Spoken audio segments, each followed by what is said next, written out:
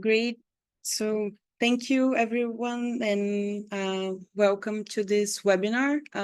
Thank you for those of you who have introduced yourselves in the chat. You are welcome to do so, all participants. I am Rania De Vito. I am with the Third World Network. I'm very glad to be here with all of you and with this panel of activists and experts to, as the title said, unpack the access issues of Gilead's voluntary license for Lenacapavir. Lenacapavir could be a possible breakthrough for HIV if access is wide across countries and within them. Long-acting injectables have been one of the great advocacy asks of HIV movement for a long time because it makes adherence to treatment easier, particularly for the most vulnerable populations who might face obstacles in accessing health services. However, Gilead has set the prices very high at over $42,000 per treatment per year, being inaccessible across the board. Gilead argues lenacapavir is first of its kind because of its capsid inhibitor, among other arguments. The capsid inhibitor is a compound of molecules that involve the HIV capsid, a structure in the virus RNA, and this inhibitor prevents the virus from replicating. However, this is a known technology for at least the last 20 years, and this has led civil society to oppose Gilead's patents and to oppose also the voluntary license that we will speak of today. So in a strategic move, Gilead has issued a voluntary license that is limited to 120 countries, and countries outside of the license have one of the highest new infection rates. So today we'll hear from colleagues on the ethical, political, and technical perspectives of the Gilead voluntary license. I'm very honored to introduce Lina Mengeni, head of the MSF South Asia Access Campaign, Pratibha Sivasubramanian, senior researcher at Third World Network, Veriano Terto, vice president of the Brazilian Interdisciplinary AIDS Association, and Adriana Alonso, research and advocacy manager at Salud por Derecho. We have designed the webinar to happen in two stages. We will first have a context setting and an overview of the key issues of the voluntary license in a first round of questions, and then we will go a bit deeper into some details and also the political issues of the access issues of the Lenacapavir voluntary license. And of course, as I mentioned before, you guys are welcome to ask any questions or make any comments on the chat or the Q&A, or also raise your hands. So I would first like to start with Lina. Thank you, Lina, for accepting our invitation. And my first question is to you. Why is Lenacapavir being considered so important in the prevention and treatment of HIV/AIDS? And how does it compare to other treatments?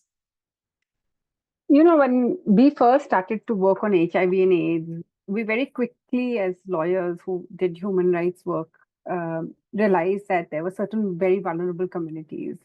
These included women, and they included men who had sex with men, transgenders. We had the drug-using community, and we had basically a large number of people who were dying of AIDS from very vulnerable communities. So this movement on HIV/AIDS is actually seeded in very vulnerable and marginalized communities. And what has happened 20 to 30 years later is that we now have a very effective drug, antiretroviral drug, that not only works for HIV treatment, but also is very effective in preventing the HIV infection. So, for example, if women who want to reduce the risk of HIV infection and are not in the position to inform their partner or to, negotiate safe sex, they can have access to lenacapavir or cabotegravir long-acting injectables. And I think it's in that sense, the control that it gives to reduce your own HIV infection and risks associated with it is tremendous. So it's in a way not only important, as UNH said, to end AIDS, but it's also important for individuals who are extremely marginalized and affected by HIV. So that's in a nutshell. And of course, everyone was looking to generic supply as a mechanism of scaling up access. As we all know, we live in the developing world, and our governments don't easily agree to providing something free of cost to marginalized and very extremely vulnerable communities. Particularly as you know, we have so many programs for public health. So it was absolutely generic supply today at very affordable prices, which is going to be about perhaps less than $100 per year per person, and perhaps going down further with volumes. This is the game changer that everyone's looking to, and everyone's exploring different mechanisms for generic supply. Thank you, Lina. I would now like to ask Pratibha. So Pratibha, thank you also for accepting our invitation. India is one of the few countries that hasn't approved Lenacapavir's patents. What are the claims Gilead is defending to protect these patents, and what are the claims against it? The Gilead through this VL is actually, Gilead VLs are actually designed to weaken the patent opposition processes and efforts that we have. So, for instance, VL says that patent includes all types of patents and patent application, future patent applications, etc. So this itself is problematic because if a patent application is rejected, it still will be considered a patent as per the VL if it until it is rejected by the highest appeal court. So with this, I would say that Gilead is trying to weaken many of these flexibilities in the TRIPS. Now, Gilead has filed about 11 to 12 patent applications mostly in India as well as in many countries, especially in India. And of these, 5 are being opposed. And one is for process that has been granted. So one patent application has been granted, and about 7 of them are not published as yet. So these applications have been opposed not just in India, but in Thailand, Indonesia, Vietnam, and Argentina. And of these 5, India is crucial because it is one of the countries which is supplying APIs, and no other country that is supplying APIs has been included in the VL. So I will talk about the oppositions in India. So about 5 applications have been opposed. One is for the Markush, one is for the injectable composition, one is for the compound of Lenacapavir, and 2 are for sodium and choline salts and crystals, etc. And rest of them, about 7 of them, are for processes and which are not published. So we don't know the details, are intermediates and solid forms. So this is the complete 12 applications that have been there. And of these choline salt, 2 of the applications have not been. Of the 12, 2 of them are not been included in the VL. So what VL is trying to do is kind of, if they're most of the applications are 3 of them or 4 of them are for salts and crystals. And these are all very well known in the art. And Argentina and India both have really high patentability requirements. In many other countries also, these have patentability requirements which are high. So these applications may not be granted at all. For instance, in India, the Supreme Court has rejected a beta crystal form of imatinib mesylate. It was a very famous, well-known case. So the point is that Gilead is trying to validate their evergreening strategies and through these practices of filing multiple patent applications.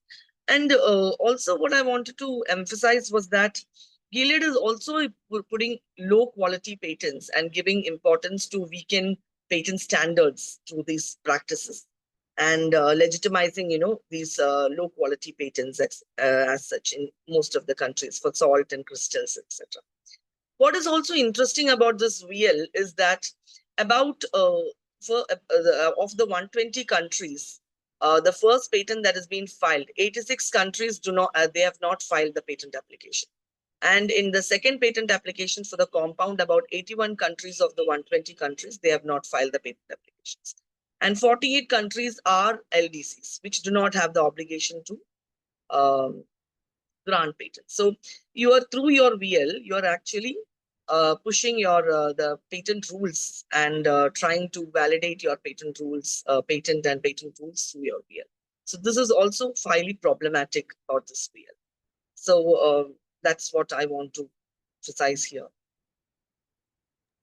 Thank you, Pratibha. And there is also there is an opposition hearing supposed to happen. There is an opposition hearing for the two of the applications. One is for the two salts. Two salt applications are there.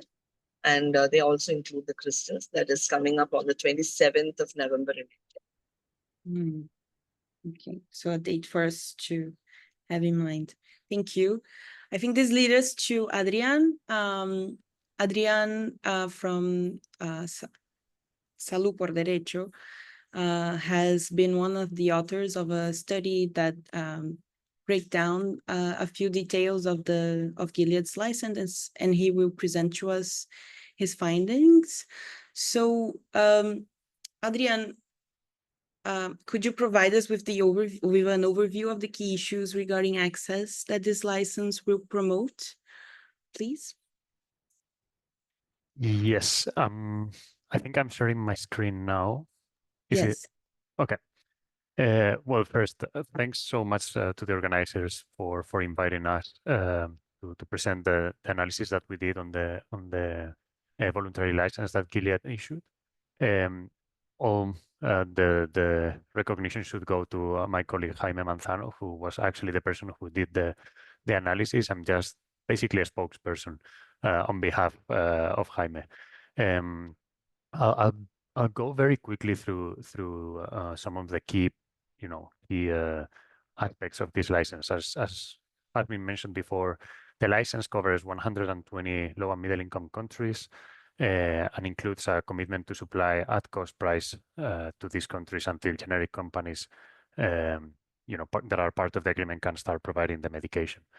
But there are issues around three aspects. The first one is lack of transparency in the criteria to include or exclude certain countries, the excessive control over supply of APIs and other aspects of supply, and the lack of information on pricing.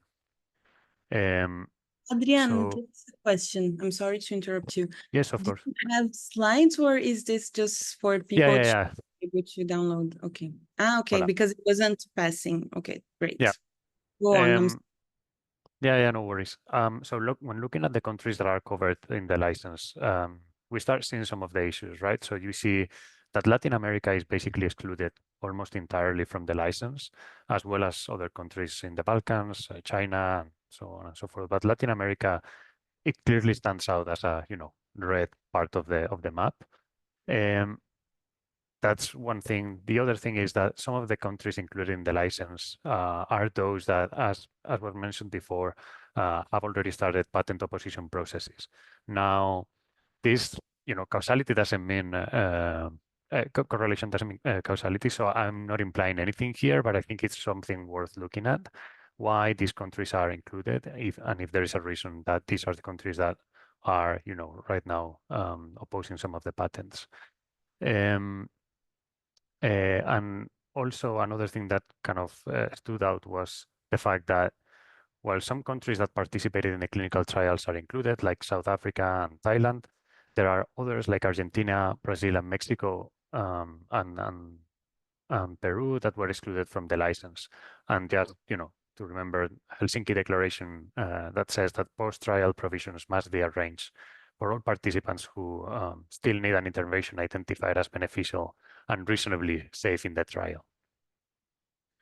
When looking at the countries that have been excluded from the license, the 12 excluded countries in Latin America represent more than 2 million people, at least, living with HIV and account for almost 9% of all new global HIV infections in 2023. Just by excluding Brazil, Colombia, Mexico, and Venezuela, that leaves out 7% of new HIV infections globally. So basically, this tells us that public health wasn't one of the main reasons to include, or at least to the way that we can interpret, wasn't one of the main reasons to include or exclude countries from the license. And we just provided, you can look at it in our webpage, some examples of countries where the main tendency has been increasing, such as Peru in this case, that has been excluded from the license with an increase since 2010 in the HIV cases. And with lower GDP compared to other countries that have been included, like Vietnam, which showed a very clear decrease trend and have different GDP. Globally, new infections have decreased by 39%.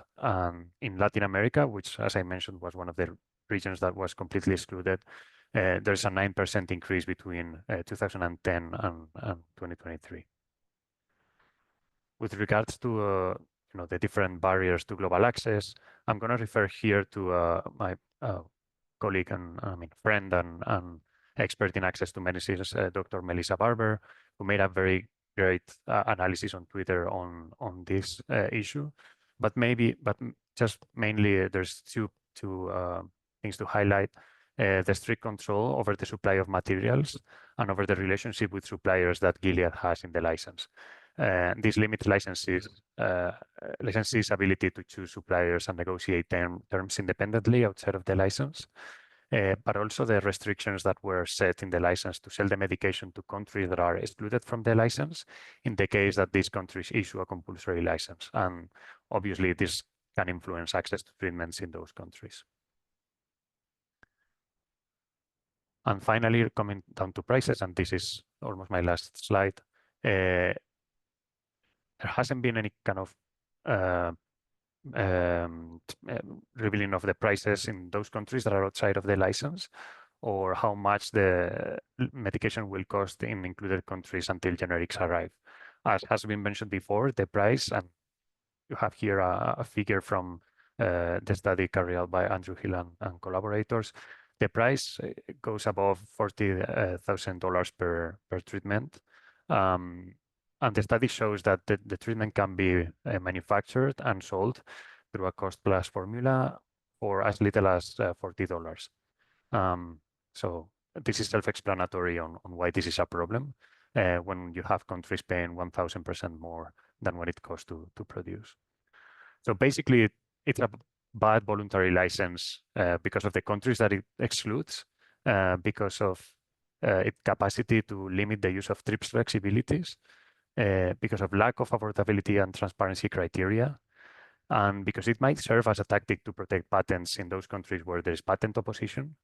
And finally, because it also imposes restrictive terms on licenses, maintaining market control. And this clearly differentiates this license from previous licenses reached out through the medicines patent pool, but also Gilead's own stances on intellectual property and compliance to the TRIPS agreement. And I hope there's a good discussion afterwards. Thank you very much. Thank you, Adrian. Thank you for fleshing out these main issues regarding the license. So now I'd like to go to Veriano. Veri, from a patient's group, what does the situation look like for Brazil and Latin America in the context of this voluntary license?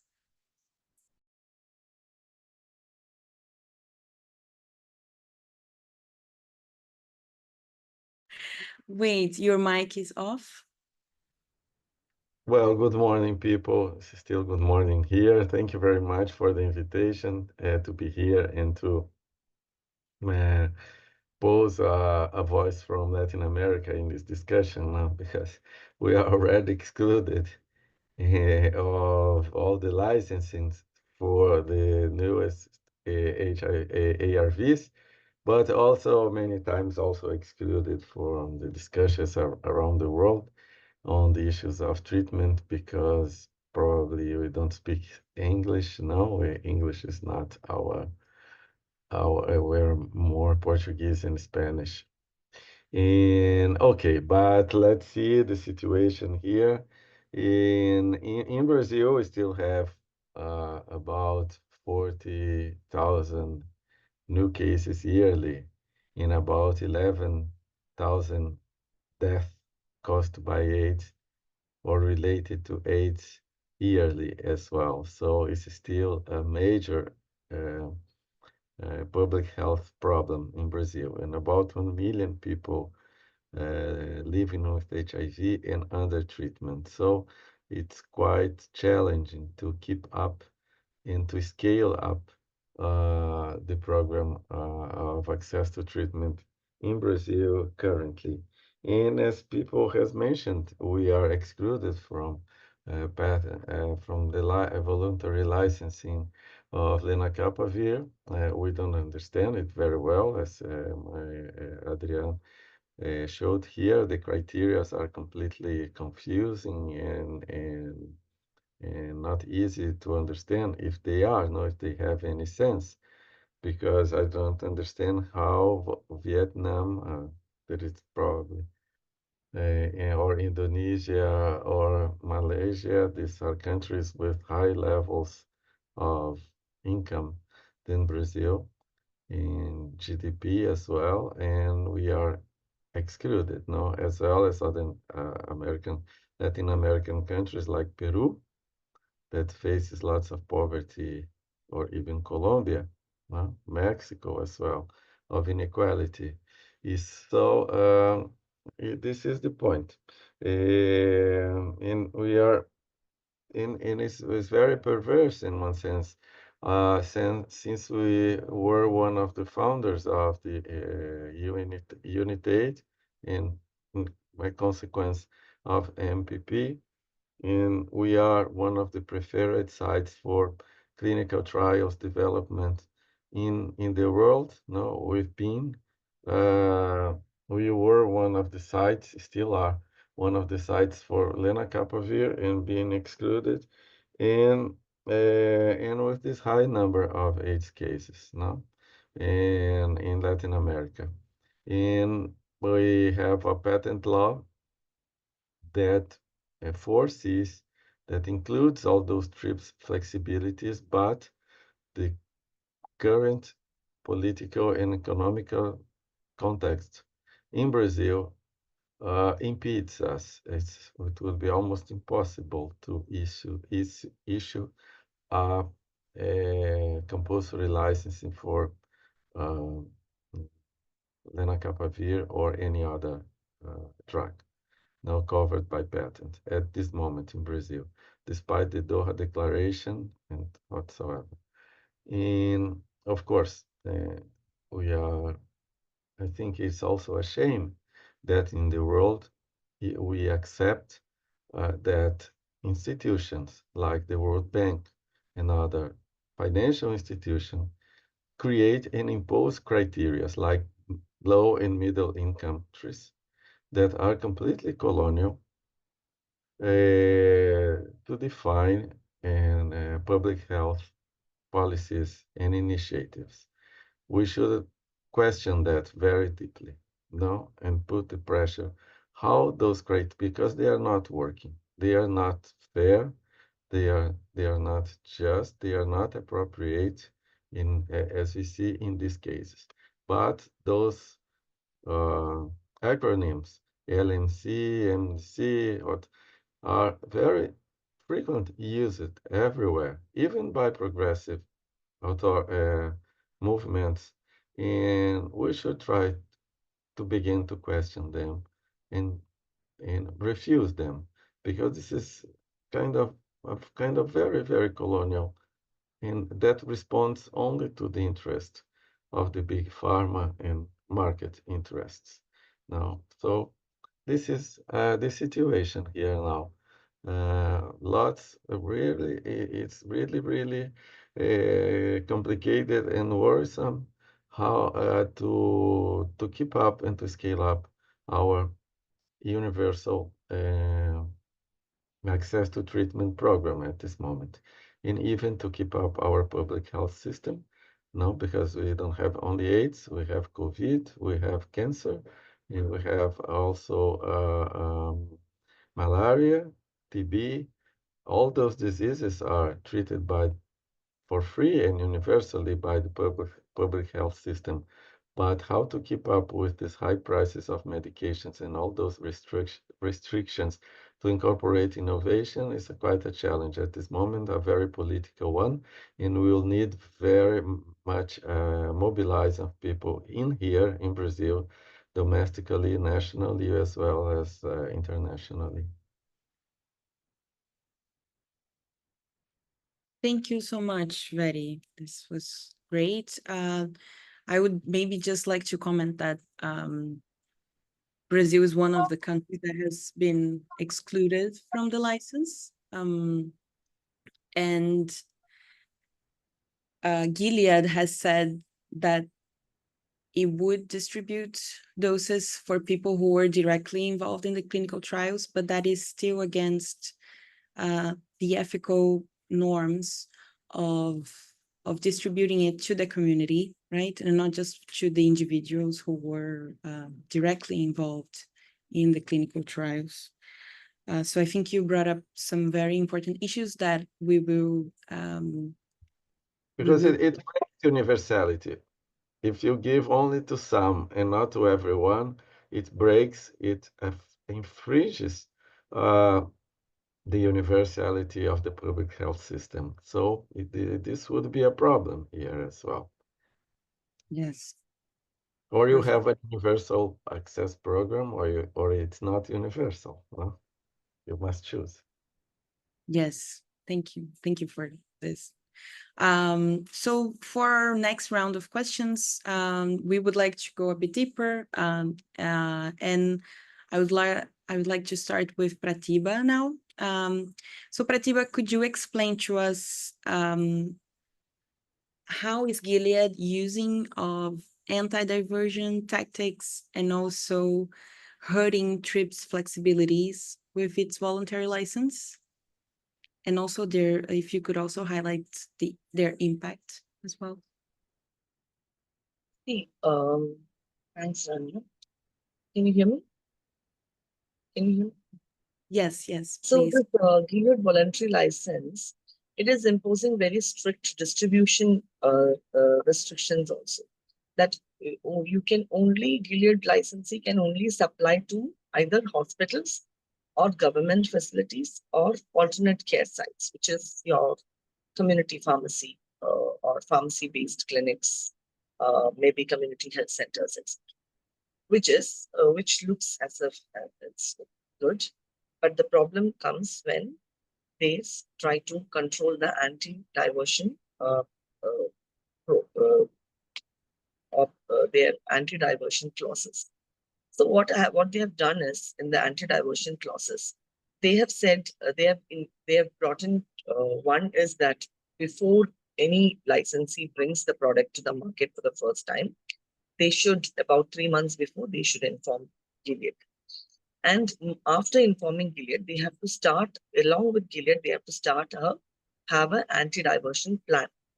And within and apart in this plan, they have to bring in all the, if they are selling one product, then every detail about that product has to reach back Gilead. So that is one point which is important. Second is they are insisting for serialization and unique identification number, which they say that it is to protect the patients from counterfeit products. But however, the problem with this kind of this can really lead to traceability and tracking of these each product. Each saleable unit could be tracked with these numbers in many countries. And they also say that in countries which permit traceability and each product we have to trace till the end user. So if the country laws permit, you have to trace it till the end user. And so what is the problem with this kind of methodology is that these clauses is that we can take the example of sofosbuvir. There were a lot of information about the anti-diversion program of sofosbuvir. Patients were asked to, patient's name, address, and details were put in a QR code, and the QR code was scanned. Their details would come to the these distributors, and they were put in by the generic company. There were also details about their identification. They might be asked to, provide a national identity number or some kind of address proof, all that. And also there were reports in India where generic companies were asking about phone numbers and name of the doctor, prescription, and much more very intimate details were also asked. Now, the problem here is PrEP. This Lenacapavir is not just a therapeutic, it is also a PrEP. And many marginalized communities are also looking forward to use it. So here what happens is that people in the marginalized communities will be much more vulnerable with this tracing and tracking of each product. And they might, even private parties will be getting these sensitive data relating to patients or relating to marginalized communities, which can put them in a really vulnerable situation. Apart from that, there is in these 120 countries, there are 32 countries which have anti-sodomy or which have criminalized homosexuality. So when this anti-diversion and serialization and tracking and tracing products can lead to exclusion and also put their information into extremely vulnerable situations. Put them in an extremely vulnerable situation. So this is very serious, and Gilead is trying to actually control public health needs through these anti-diversion clauses. And these as far as PrEP medicines are concerned, distribution should be more decentralized, and it should be very community oriented, where marginalized communities find it very encouraged to come forward and take these medications. And apart from this anti-diversion provisions on marginalized communities, it also disallows parallel importation. It does not allow compassionate use. For instance, if someone from Malaysia want to get this imported for personal use, they cannot, because Malaysia is anyway not included in the VL. And it also disallows even compulsory licensing for export and import. Article 31 bis is also a problem. So apart from anti-diversion, there is also problems in sourcing API. Sourcing API is completely controlled by Gilead. So even if countries like Bangladesh, who don't have patents, need not follow the VL, cannot source the API from India, or Thailand cannot source they can produce the drug, but they cannot source the API from India, because the APIs are completely controlled. Wherever, even if the licensees want to get the API from some API or raw materials, or raw materials to make the API, intermediate products, etc., they have to primarily get Gilead's written permission. And it's completely controlled in that way. And with this, what happens is a licensee's autonomy is totally destroyed. And this will create supply chain delays. It can create problems in cost. It may hinder timely production also. So all this Gilead has not considered, and they have even though there is no royalty, this VL is very difficult to. With this VL, it's very difficult for marginalized population to access the Lenacapavir.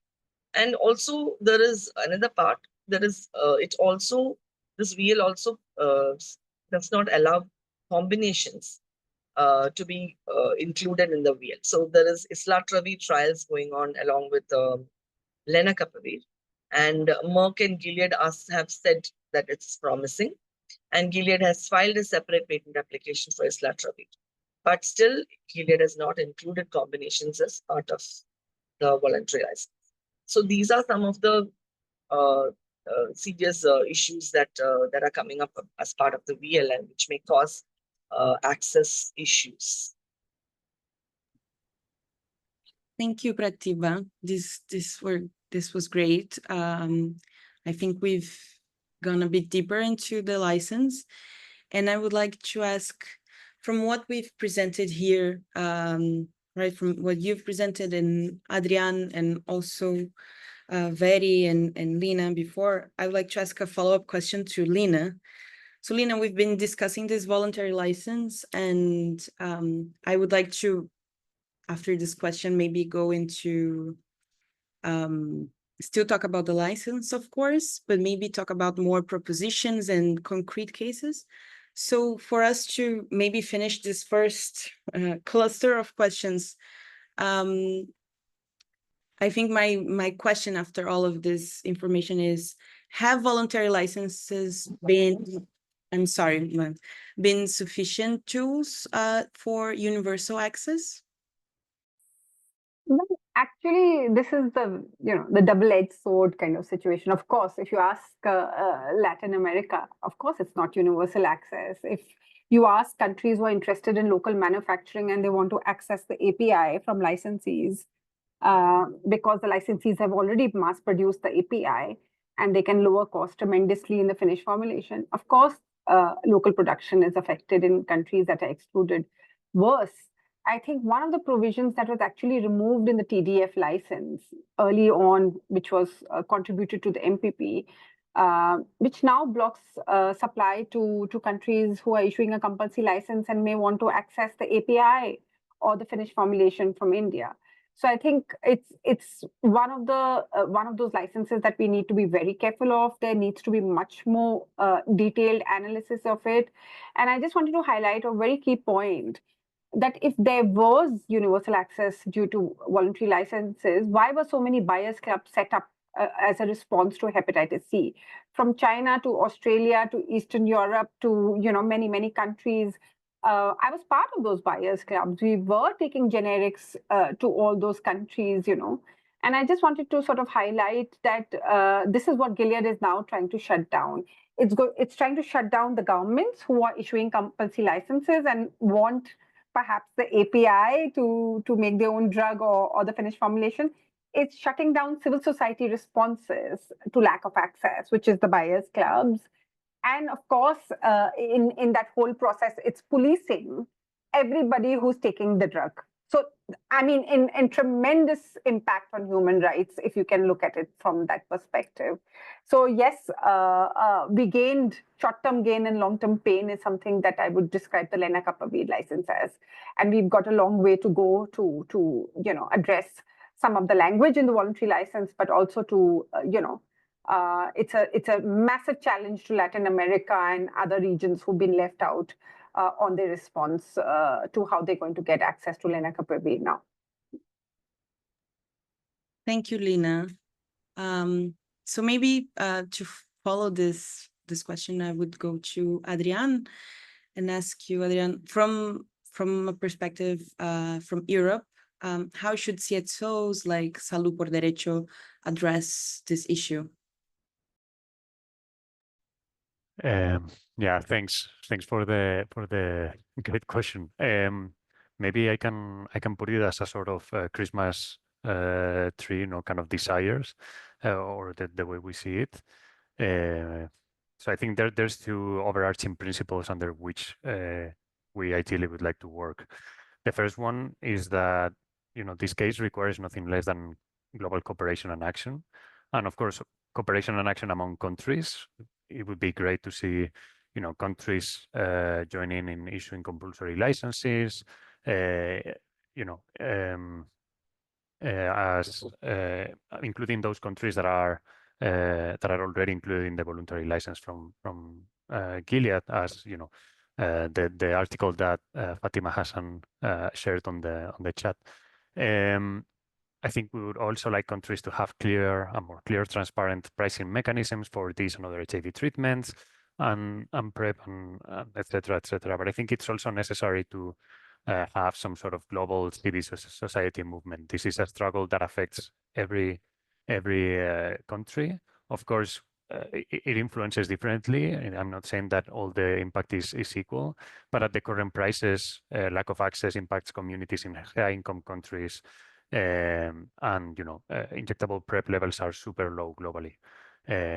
So I'm perhaps a bit too young to remember the global HIV movement in the 90s, but I think there is a lot that we can learn from that. No, I think I said two principles. That was the first one. The second one to me is the way we see civil societies working in this space, it's basically to live in communities that are most affected, lead the movement. I really hope that Salud por Derecho, we get the opportunity to work, to collaborate, and follow the lead of communities and organizations that are really directly affected at national and international levels on this issue, right? And more in the concrete parts in our own capacity, in what we can focus as an organization. Maybe three things. The first one, it's at EU level, there's negotiations going on a new pharmaceutical package, and it would be great if CSOs can continue to advocate to reduce the length of data regulatory and market exclusivity protections, which jeopardize access to products in Europe and beyond. I think it would be great if, and we will continue to work, and it would be great to join forces with other organizations working on transparent price setting mechanisms and greater transparency in the medicines market. And as I said, some high-income countries might be paying right now 1,000% more than what it costs to produce the drugs, right? So there's no health system that can bear this burden. So we need more action, also because many countries use reference prices, right? So a high price in Spain might mean that a low and middle income country that uses Spain's prices, that's a higher price than what it needs to be. So this is why transparency is a global part of this. And finally, I'm just closing with this. I think it's important that civil society groups in the north, and like us, we advocate and support the organizations and countries issuing compulsory licenses, and try to avoid a situation where countries in the global north, pushes against that and forces governments to not issue compulsory licenses, as it has been happening in the past. And of course, we'll try to advocate and support the current Colombian proposal to evaluate the TRIPS agreement at WTO, and closing with something that the current Spanish Secretary of State in Health mentioned on Twitter not too long ago. It's that the patent system is not set in stone. So we'll work to hold him accountable for these words in the future. And everything that I just said, again, highlighting the essential and central role that communities suffering from lack of access have in leading this effort. I hope this answers more or less the question. Thank you, Adrian. You mentioned the Colombian compulsory license. Oh, no, actually the Colombian request to revise the TRIPS agreement. So talking about Colombia, I'd like to go to Veri. So Veri, what is Latin America doing to prevent from being, to have obstacles to access to Lenacapavir? Well, we are, as you mentioned some minutes ago, I think that colleagues in Colombia, and as well as in a kind of very good work partnership with the federal government of Colombia, Colombia issued a compulsory licensing of dolutegravir. They are now facing a trial, no, posed by GSK, no, and in Colombia because of this decision. But it's a good precedent. It's a good step, nice step to show that compulsory licensing is possible when we have good governments, favorable governments, and that could take this political decision, because this is a very political decision. So this is but it shows that it is possible, no? And this is one point. But we are not doing very much because of in this case now, because most of the organizations, they are completely out of money for going on with campaigns. No, Latin America is also excluded of many philanthropic initiatives and the funders, they used to fund health issues in Latin America or activism. They simply left this continent. So most of us, we don't have money to go on with the work. We are doing what is possible, what we still have, what is left of money, but no funding is very complicated to raise at this moment in the whole Latin America. So what we can do in the case of Lenacapavir in this next month is to denounce the high prices, to show the patent opposition is quite complicated in Brazil now because at least 3 patents were already issued on Lenacapavir, and the decision is already done. So it would be very difficult to reverse those decisions. Of course, the president decision could be important, but he wouldn't do that because of all the political and economical context at this moment. So this is the situation. We can try to mobilize people, the people that we can reach with the resources we have, and try to make them understand, inform first what Lenacapavir and the price is, because this is very basic information, is very necessary, and that we are not going to achieve it because of economic and political reasons. And how can you together and mobilize ourselves to achieve and to incorporate Lenacapavir? But it's still work to be done, and with very, very little money. Thank you very, yeah. But I this is feel whole Latin America. This is all. They put Bolivia and Nicaragua. They are licensed. No, they are. But what Bolivia could produce? If Bolivia could produce and we could import from Bolivia, that would be great. But we couldn't even import from Bolivia. So only if Evo Morales would like to Brazil to construct a fabric in Bolivia and then to smuggle them to Brazil. No, to be smuggled Lenacapavir to the country. That will be very terrible. No, and but only this way. No, that could be nice. Or even Cuba. Cuba could produce Lenacapavir, surely, but Cuba is under blockade for more than 60 years. No, it's a shame, and nobody can even import anything or export anything to Cuba. So it's like a perversion, no, to put the voluntary licensing in Cuba. It's like kind of provoking, no, it's perverse, I think, because they could produce, but nobody could buy, and and they could never export them.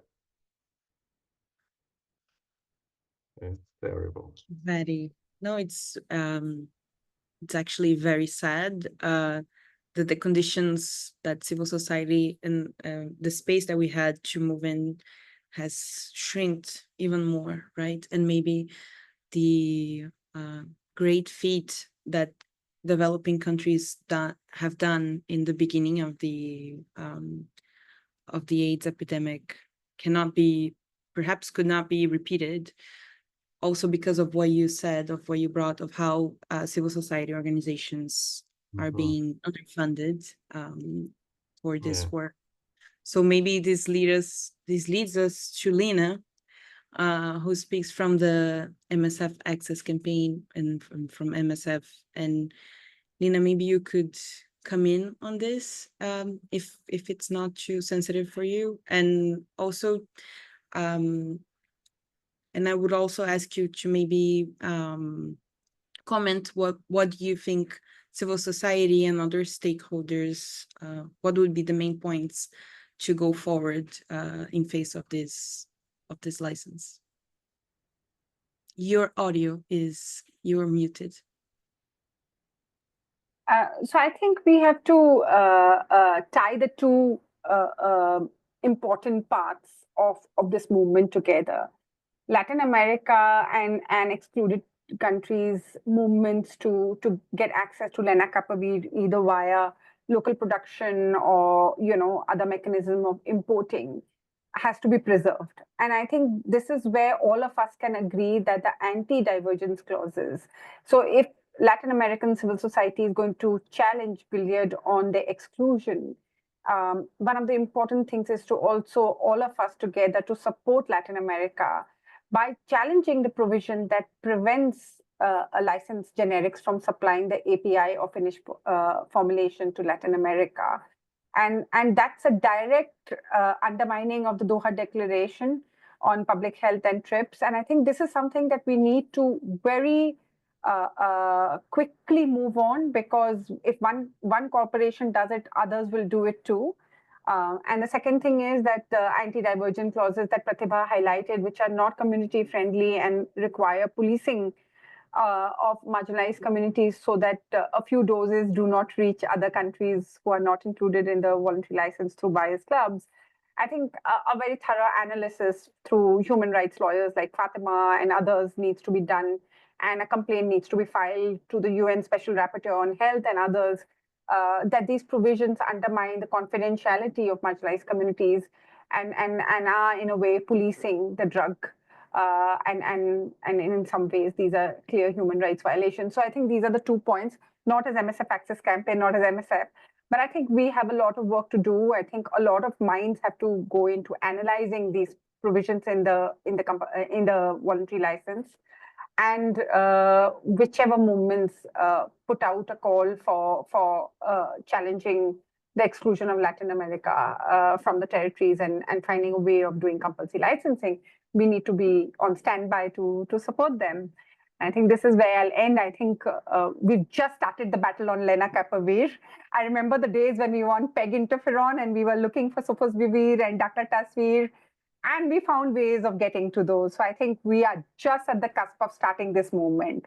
And I think if TWN could share its analysis of the anti-divergent provisions, all of us could read it, review it, and share it with the Latin American groups, because it undermines compulsory licenses. So I think this is something we really need to get done, and getting a message to UNAIDS, to UNITAID, to the funders, and other influential bodies that can influence Gilead to roll back some of the worst provisions would be very useful at this point of time. Yeah. Thank you, Lina. I think you, among all of the points that you bring a very important one, which is about language, and we have the human rights language in our favor, right? And go to the special procedures. The United Nations special procedures is an avenue of action that we have and that we should definitely use. I agree. So these were the questions that I had prepared for the panel. I would like to give you all some time to make some final remarks, but I would also like to, since we mentioned Fatima so many times and she's here, if Fatima agrees, I would love to bring her in so she could herself talk about South Africa and wait, let me promote her as a speaker. And we also, I think it's very timely, we also have Eloane here in the Zoom. I don't know if I can also make you a speaker, Eloane. Eloane was one of the people, Eloane Pinheiro, one of the people responsible for Brazil producing ARVs in the 90s, and a key person for Brazilian HIV program and for access to medicine in general. But first, maybe I would give the floor to Fatima please. Hi everyone, thank you so much. But I was wondering, I don't know if you saw my message, because Asia Russell from Health Gap has joined the webinar, and she's one of the co-authors of the article with me. I was wondering if I can ask Asia to rather take the spot. Asia, if that's okay with you? Thanks. Of course.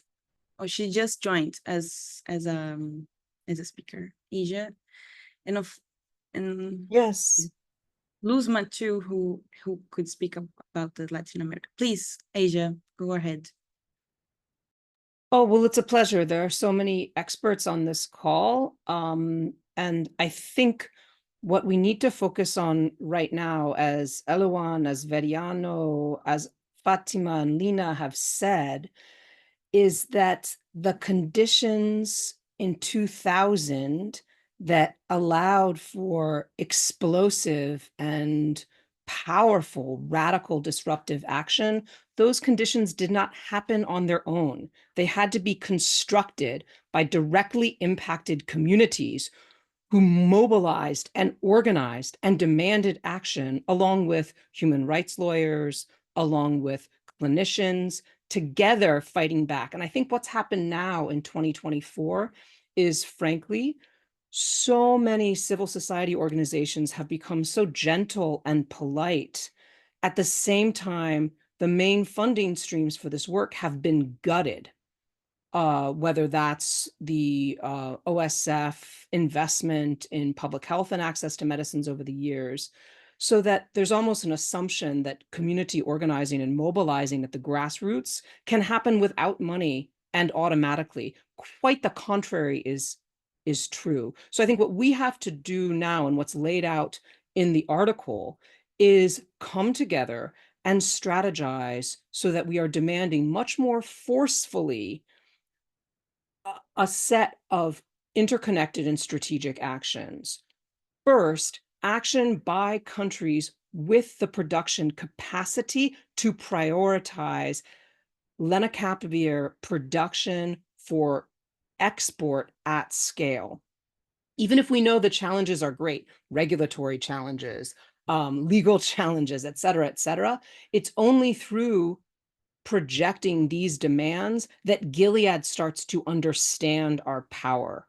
But as Veriano has said, the conditions in Brazil are also not completely conducive. So this will take work, but we must do that now. Then together, as Lina has pointed out, we have to demand the most egregious parts of Gilead's access strategy get revoked and improved at the same time.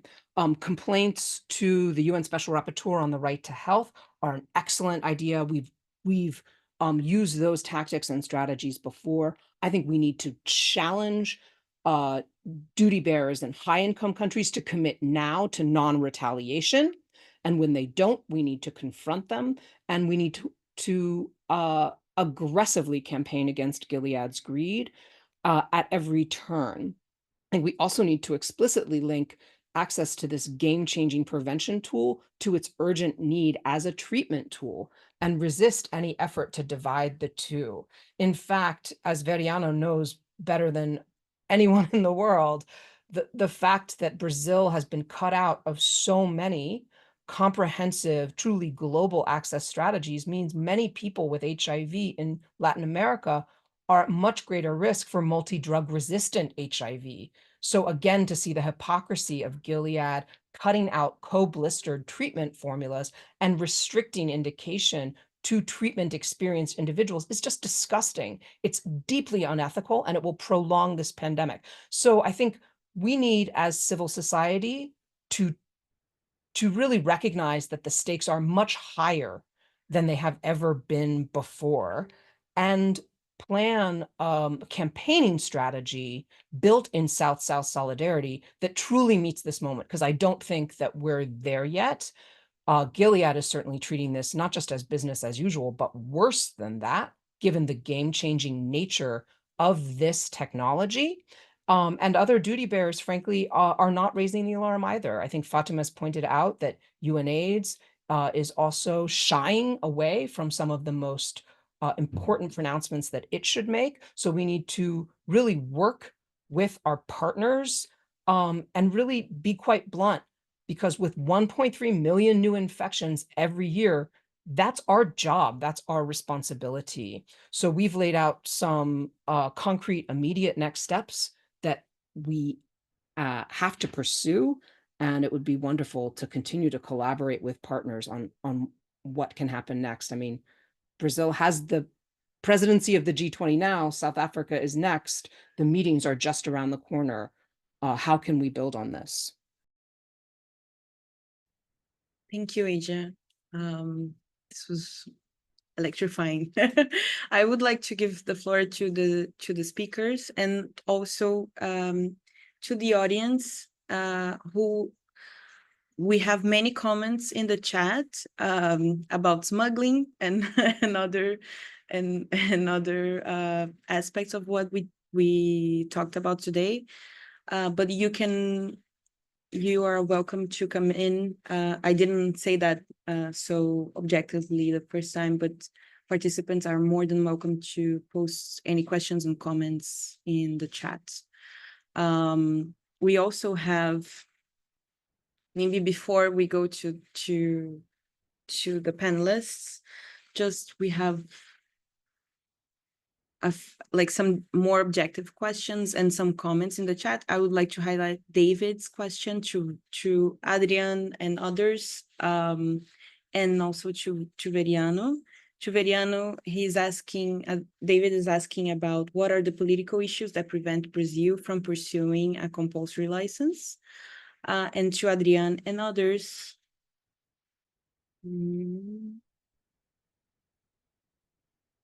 so he's saying, if he's asking if you have done a comparison between the Lenacapavir license and other licenses that have been issued by the MPP, for example. And let me see.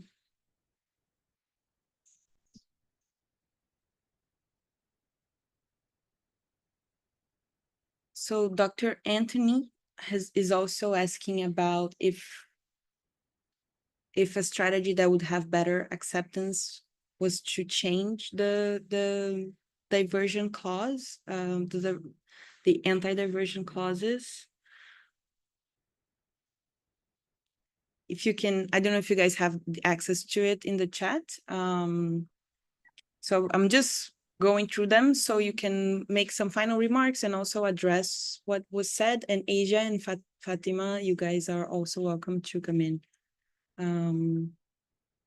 Yes, please. So I think Lina, maybe you would like to go first.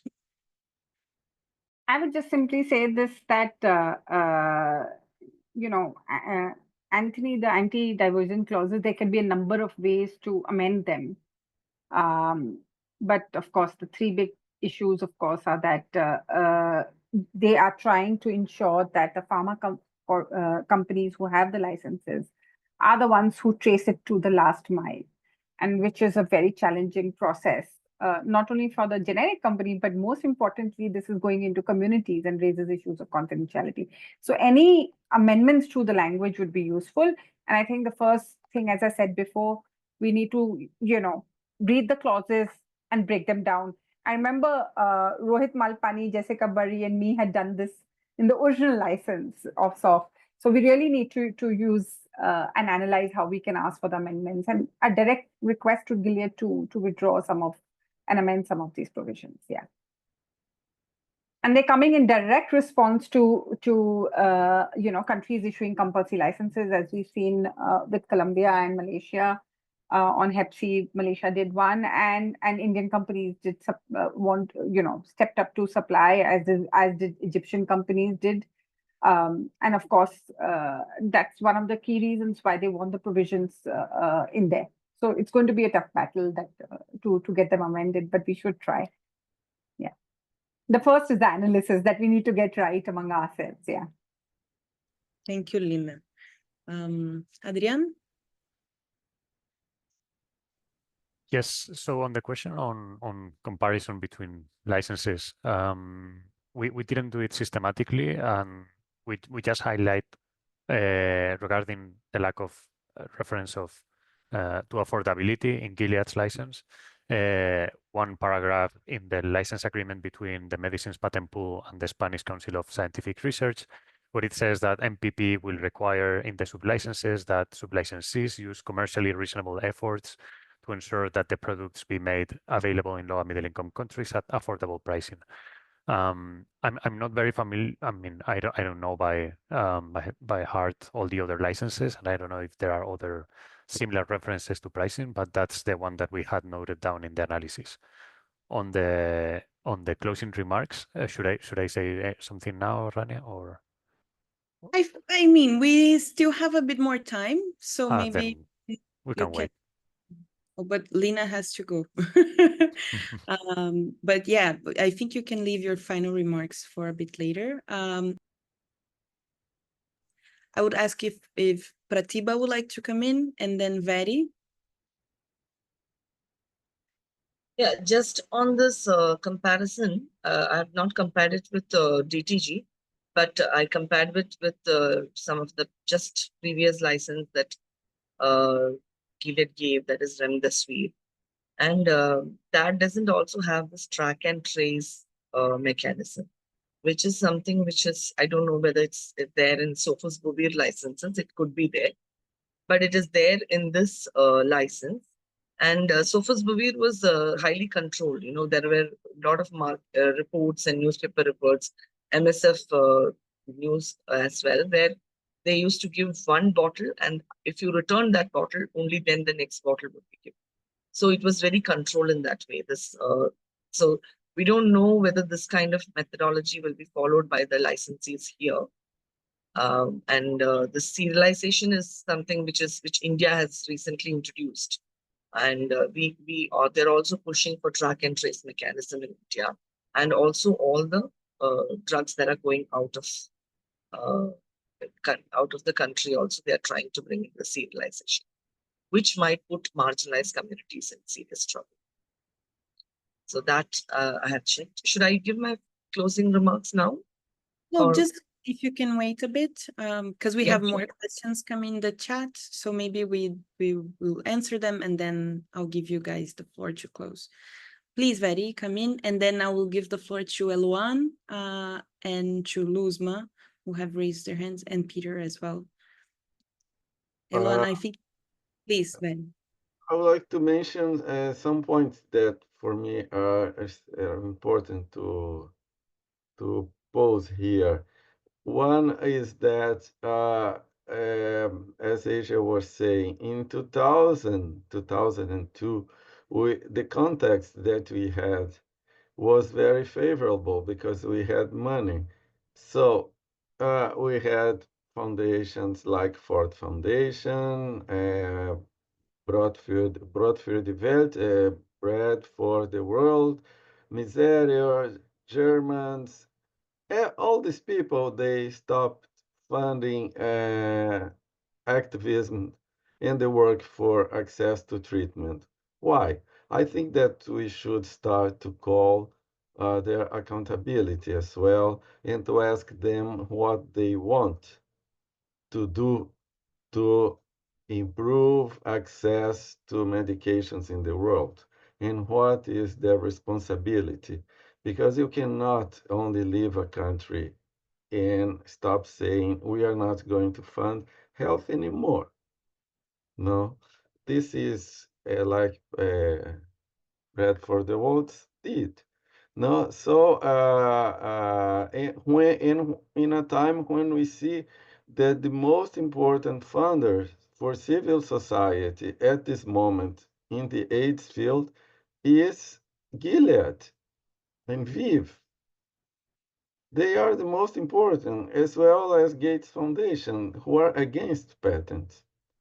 So it's perverse what's happening. How? No? When we see these two, the big pharma is the biggest funder. And we saw that in Munich in this last conference. They were funding lots of civil society people, and no one of them, I I look at after on that. Nobody was attending our protests and manifestations, demonstrations in front of the booth of the pharma industry. No, so this is something that I think for me it calls my attention and revolts me. And so this is one point. The other point is that we, of course, as Eloan said, we've been talking about ever, all the time. We are talking Arabia, at least in GTPI, on compulsory licensing. This is, we know that it would be almost impossible nowadays to implement that in Brazil, but we must keep up that in our agenda. No, we must not forget that, especially when we have all the propaganda saying that this could be illegal. It's not illegal. It is completely legal. It's one of the TRIPS flexibilities, and it is in our patent law. No, but this is another point. And I think in this sense that the countries where we have a movement, a civil society movement, working on access to treatment, for instance, in South Asia, where the voluntary licenses are issued, our colleagues should put a pressure on their local governments to export, that they could be allowed also to export to the countries now who don't have an access to Lenacapavir, for instance. No? And because this is illegal, this is legal. No? And just to provoke a movement, no? And the other is a suggestion that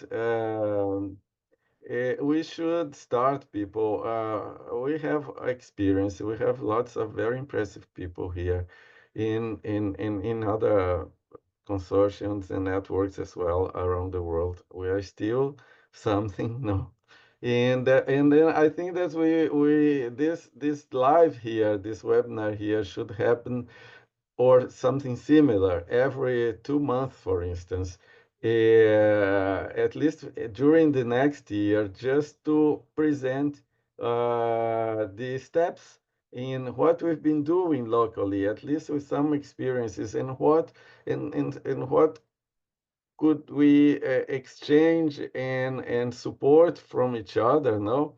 And to be in creating a kind of more international connection on and going together, no, on these next steps. That if we do something in Brazil, we share with you, we share with the whole group. That should be now, and then you could send us a support letter or something else what we need. But I think that we should talk more in a more regular basis. No, and I know that we are already very much busy, but I think it's very necessary, and that we call colleagues and other interested people and even young people to come to those meetings like we are here, and periodically, just updating the next steps and what we've been doing locally and sharing all this information among us. I think that could maybe result in some more strength, and it could be stimulating as well to go on with the work. I just leave this suggestion here. Thank you very much, people. Thank you, Betty. I just, on your last suggestion, there is a group, right, that meets every fortnightly, that is hosted by Public Citizen. It came together during COVID, but I think it now has become a space that is wider and it's not just about COVID. I think it's a space that we could seize since it's already there, and we have colleagues from around the world who join it. But I do think it's a great idea that the Lenacapavir is fixed as a fixed topic for us to come back to and for us to organize around. And I'm very glad for this opportunity to have all of you here. But we are not over yet. Eloan, I'm trying, you have to unmute yourself.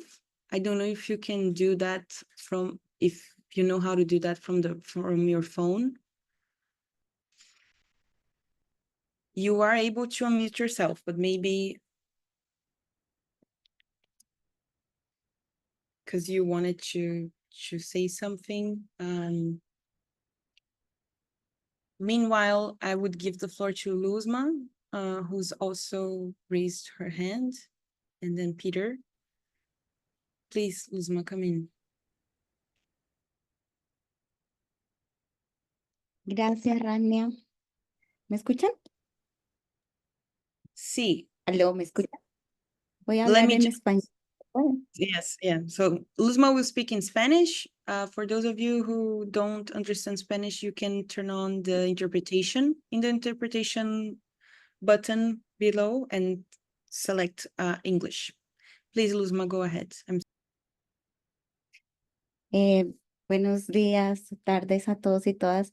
Un placer estar en este espacio. Agradecemos mucho desde Latinoamérica su solidaridad.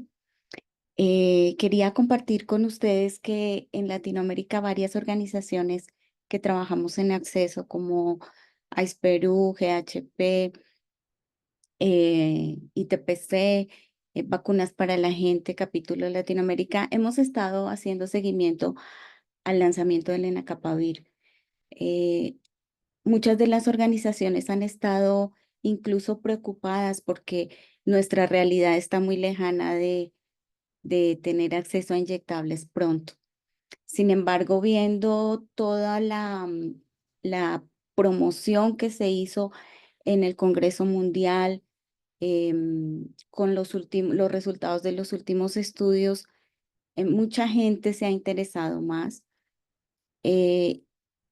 Y hemos decidido, como un primer paso, ayer tuvimos una reunión regional, invitamos a organizaciones de pacientes, activistas en tratamiento, y hemos acordado hacer una solicitud formal a Gilead para que nos incluya en su licencia voluntaria.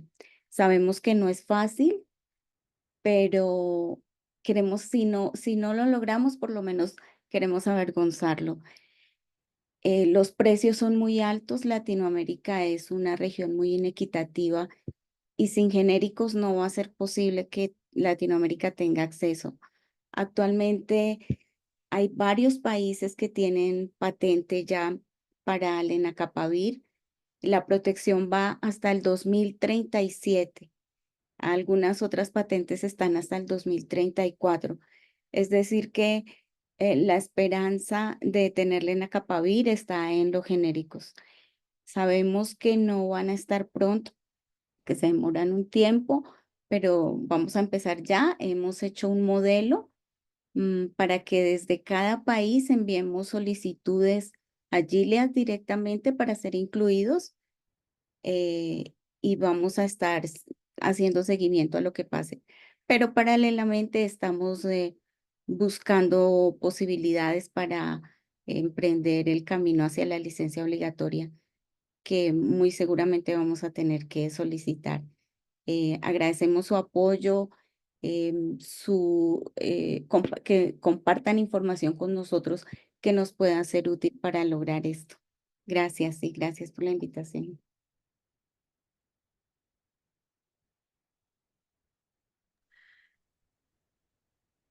Thank you, Luzma. I would give the floor to Peter, but I think Peter has not, has maybe dropped off. So I would give the floor maybe to Eloan. Eloan, would you mind joining from, I'm on the phone with Eloan. We are having a technical issue. So I'm gonna put her here through my phone. I hope that's okay. It's not the ideal scenario, but she has a very valuable things to say. I wanted to say that it's very important to strengthen the fight for control license. around the world because big pharma is screaming against all of us. The volunteer license is not good enough for anybody. The volunteer license is delivered by LPP. To make the API a different way from the patent drug, who patent from the owner. It's for Lenacapavir, it's not possible. System.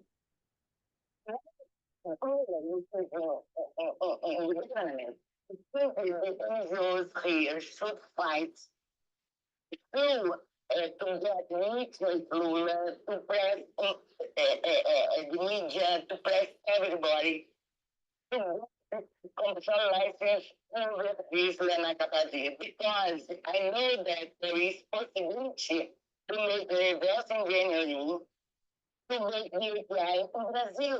Brazil has competent chemicals, synthetic chemicals, to produce Lenacapavir in small scale and also to produce more large scale.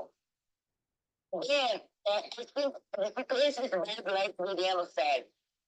You cannot give up. You cannot never give up.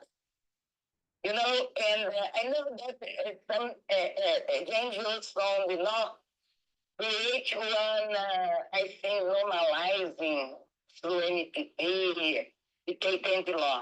The patent law is bad, should be put out of the show. Right? Against patent for since 1995. You got some victories. However, now it's more difficult, but you cannot give up from that. You cannot give up from to explain to the NGOs from the north that the south is absolutely colonized, absolutely with big problems with economic inequalities. Economy in the south. In the south, it's more difficult to get prices, to get support, to get everything, but you cannot give up. You should fight for, in this case, for commercial license. For me, it should be fight for commercial license. I think we should fight for one law in Brazil that allows to make in advance development for these patented drugs in small scale to show that the price could be really different from the price put on the market. It's only the thing that I can say that you cannot give up. You cannot give up. Thank you. Thank you so much, Eloan. I will keep you here. You are on Zoom, right? So I'm gonna turn off here. Okay. I'm sorry for this not so ideal setup, but hearing Eloan is a privilege, and I'm very happy she joined us. As I said, she was the key person for the reverse engineering of antiretrovirals in Brazil. She was so she is a legend, and we have to listen to her the way that we can. I know the interpretation to Spanish was not able to follow her because of the quality of the sound. So I will very briefly and just like to summarize that Eloan made a very strong point that we should not normalize voluntary licenses, that compulsory license is a legal tool that we have to use, and we can and must use it.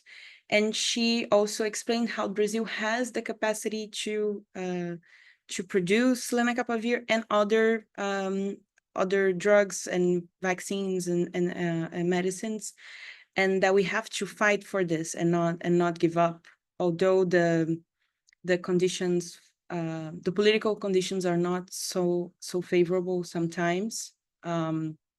So maybe this also answers the question on that Joe had asked, and also Veri also answered it about if Lula is a person that we can push towards the compulsory license. I think the answers here is that although the conditions are not so good, we have to try.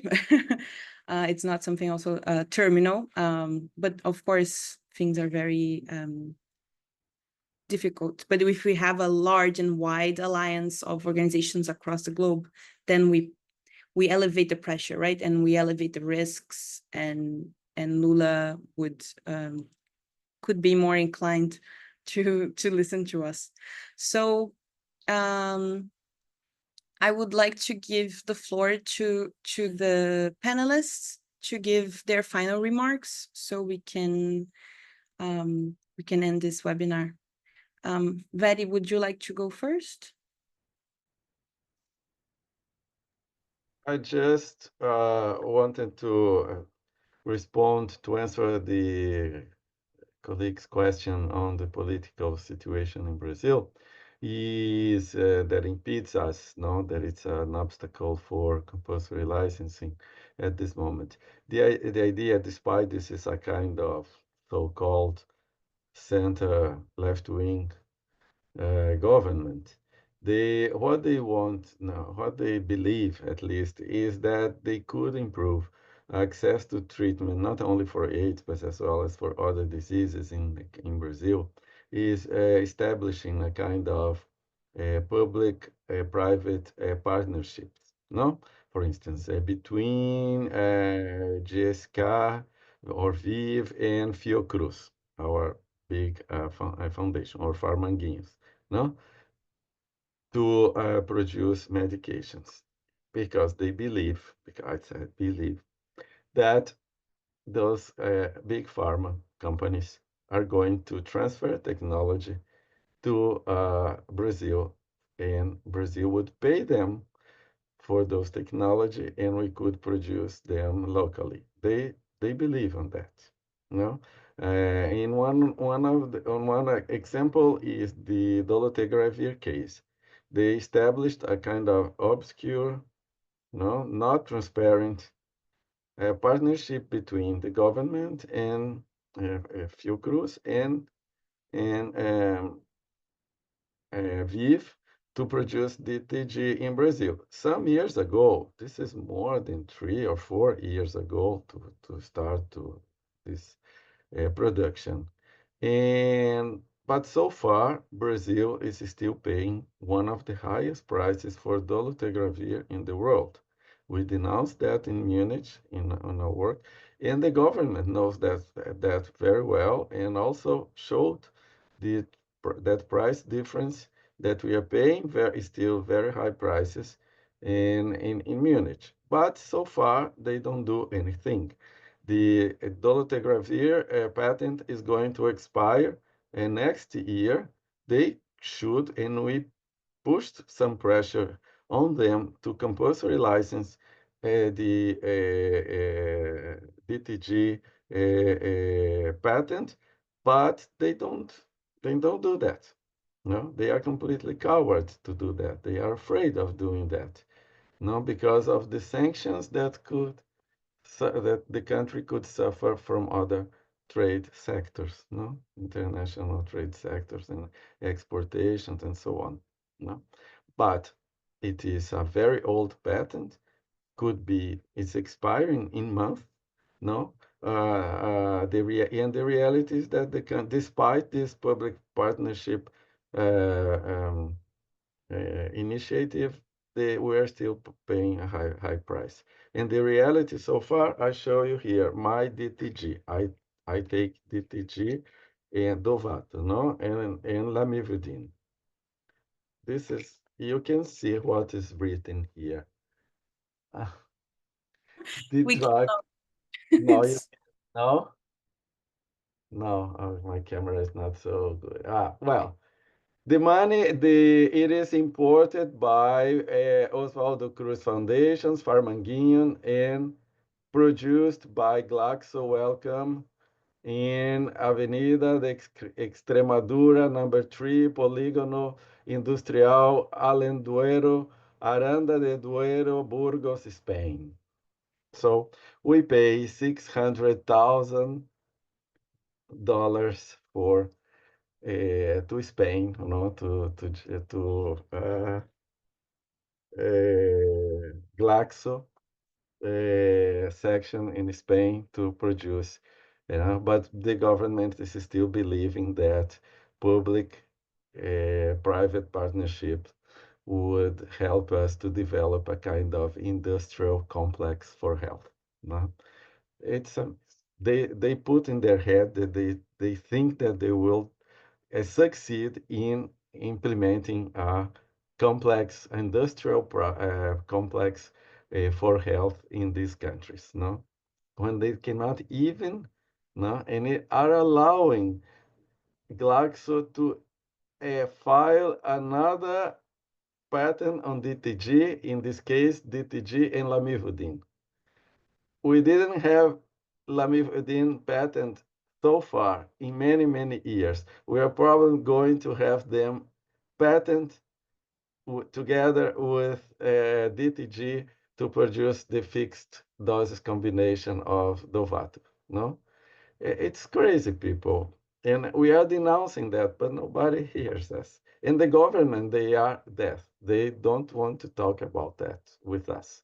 They even have excluded us or excluding us to discuss on those discussions.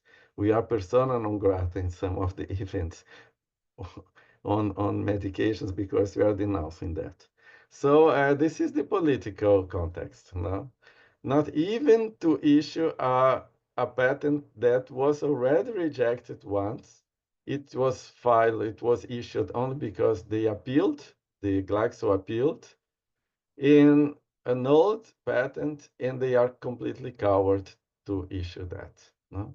We are also incorporating now fostezavir for a very, very high price, but yeah, and with a threat that we are going to have cuts on our health budget, including medications for next year. And in Argentina, it's even worse, you know, with the right-wing movement. So this is the reason why we must keep up meeting us and updating and following up these situations, because now with Trump's victory in the United States, things in Latin America could get much, much worse, as well as in other countries, especially for access to treatment. Argentina is going to cut 70% of the national budget for HIV, hepatitis, and TB in Argentina, where most of about 60% of the population, more than 50% surely, is living under poverty. No, so below the line of acceptable line of poverty. So this is the reason, and the world is thinking that compulsory licensing and MPP would be a solution for access, for universal access. Completely crazy, no? Thank you very. What I said in my poor English, but anyway. No, it was perfect, really. Lina, perhaps, would you like to come in? Or Adrian or Pratibha, please feel free.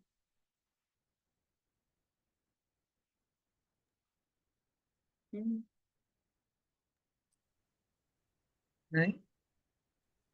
Yes, please. No, it was interesting to listen to everyone and their. Am I audible? So it was interesting to listen to everyone and their comments and strategies what we could do. But it is while we are pushing for dilution of these anti-diversion clauses, we should also focus on these evergreening practices as well. There are multiple patents that are being filed by Gilead, even on islatravir, which might be a possible combination. So we should include in our protests and in our push that we should ask Gilead to stop these evergreening practices and validating weak patents by granting reals and including salts, crystals, etc. So one of the clauses that they need to also, if some of the, for instance, in India, it might be a chance that the salt and the crystal patents, or maybe the compound itself, could be rejected. Then how will the real look like? So it is important to they have included patents which is going to prolong till the time of appeal, which may be for years. So it is important to push for question their evergreening practices in our advocacy efforts as well. And yes, we have to push for reading down these anti-divergent clauses, etc. And from experience of India, what they have done is these clauses are so tightly worded that even API are difficult to move out of the country unless Gilead approves. So this kind of very strict and restricted VL is not going to help us in access. And this is important. We write back to Gilead and saying that you've not done anything great. You've actually made us more vulnerable and more put marginalized communities in much more difficult position. So this is what I would like to convey. Thank you, Pratibha. Adrian? Yeah, thanks. I think I'm terrible at giving closing remarks, so I think I'll be quite brief. I would really like to thank the organizers for inviting us. To me, it's been probably one of the most energizing, interactive, and I think, Rania, you use the term electrifying online meetings. It's not even a webinar anymore. It's a working meeting that I've been in the last 4 years, which is saying something considering the amount of online meetings that we have these days. So thank you very much.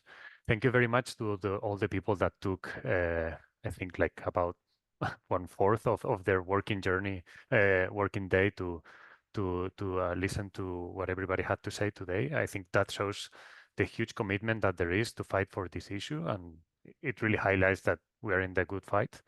So thank you everyone for your time and your super interesting ideas and proposals in the chat. It's been amazing. And I fully agree and thank all the statements and the words that have been made, including Asia, Russell's, and Veriano, and everyone else. It's been amazing to listen to you. I completely agree with everything that has been said. The situation it's a bit challenging. Everybody needs resources in the most broad way. It's not only economic, of course, it's also capacity to generate knowledge, to share it, to meet and share experiences and research and actions. But I think this webinar clearly shows that there is the willingness to do that in the future. And I mean, going back to the first point that I mentioned, I already see some action points being drawn out of the session that are super clear for everyone to keep working on this. So just as a last, kind of highlight, I reiterate what I said before. From an organization based in the global north, this is clearly this highlights the need for a global and solidarity movement, and we will work towards that from Salud por Derecho. And we can thank all of you for your time and your experience. And I'm here to learn, basically. So thank everyone. Thank you, Adrian. Lina, I don't know if you are with us or if you had to drop off.